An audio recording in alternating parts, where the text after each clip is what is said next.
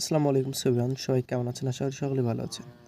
আলহামদুলিল্লাহ, আমি আপনাদের দোয়া ভালোবাসায় আগের থেকে ভালো আছি। আচ্ছা, আপনারা তো কুল গাছ মোটামুটি সবাই কেনেন, সবাই রোপণ করতেছেন। তো আপনারা কি জানেন যে কেমন কুল গাছ কিনতে হয় বা কেমন চারা গাছ কিনতে হয়? আমি আপনাদেরকে দেখাই। এই যে চারা, এই কসটা হচ্ছে আসল কাটিং কস।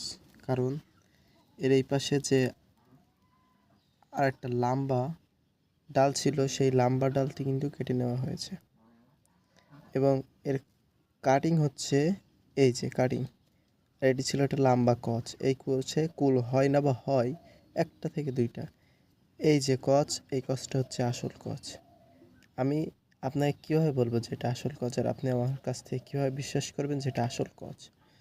এটার ক্ষেত্রে দেখাই, এই যে নাই, ক্যামেরাটা খারাপ একটু, এই জন্য তো ভেঙে গেছে, পাল্টাতে পারি নাই।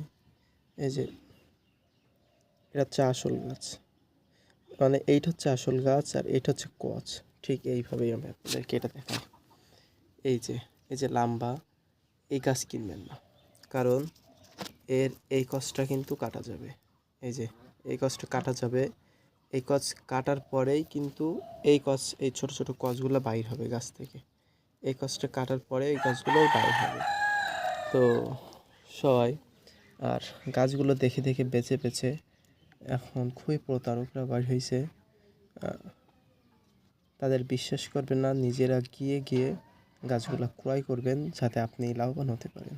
আসসালামু আলাইকুম, আজকের ভিডিওটি এতটুকুই।